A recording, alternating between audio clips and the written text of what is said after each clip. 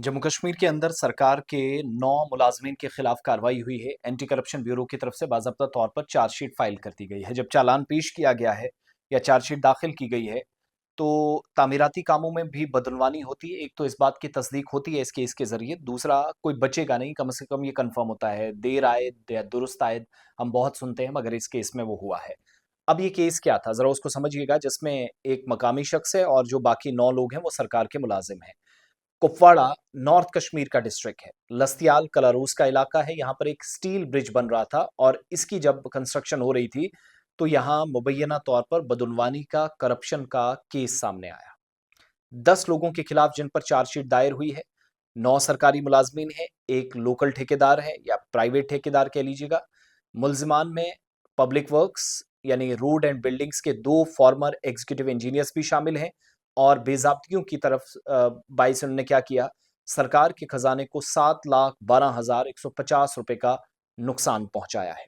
तहकीकात में ये बात सामने आई है कि स्टील ब्रिज की जब तामीर हो रही थी, तकरीबन 5,63,000 रुपए मालियत का सीमेंट और स्टील समेत जो सरकारी स्टोर मटेरियल है, वहां पर गैर हिसाबशुदा रहा। ठेकेदार की तरफ से मंसूबा अधूरा छोड़ने के बाद इसकी रिकवरी भी नहीं हो सकी।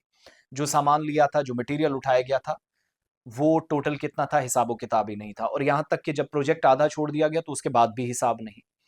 अब लस्तियाल कलारूस में स्टील ब्रिज का काम सितंबर 2010 में ठेकेदार गुलाम मोहिउद्दीन लोन को अलॉट किया गया। काम मुकम्मल करने के 3 महीने की मुद्दत रखी गई थी या 3 महीने की डेडलाइन थी। लेकिन इल्ज़ाम है कि ठेकेदार ने काफ़ी कम काम किया और काम काफ़ी वक़्त से किया, डिले काफ़ी प्रोसेस में हुआ और सिर्फ़ एक हिस्सा इसका मुकम्मल किया, बाकी मंसूबा अधूरा छोड़ दिया।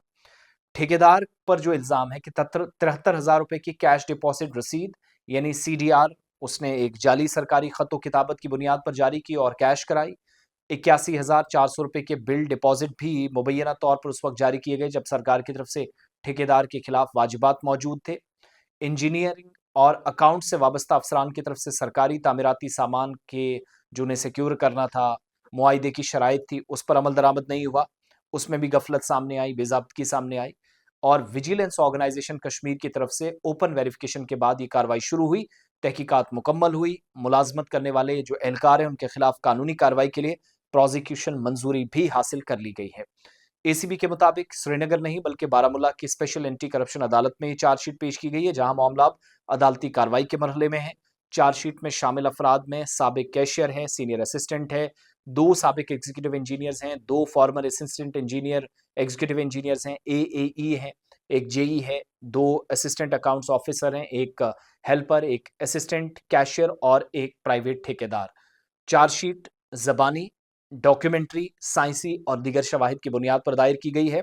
ज़ाब्तियों के नतीजे में सरकारी खजाने को 7,12,150 रुपए का नुकसान पहुंचा है। तो ये सारी कहानी है और एक सफाई वाला जो मुलाजिम था वहां से लेकर एग्जीक्यूटिव इंजीनियर्स तक लोग काम कर रहे थे। ये नेटवर्क कैसे काम करता है आप इन केसेस से समझिएगा। सो 9 मुलाजमीन फंसे हैं इस केस में, टोटल 10 लोगों में।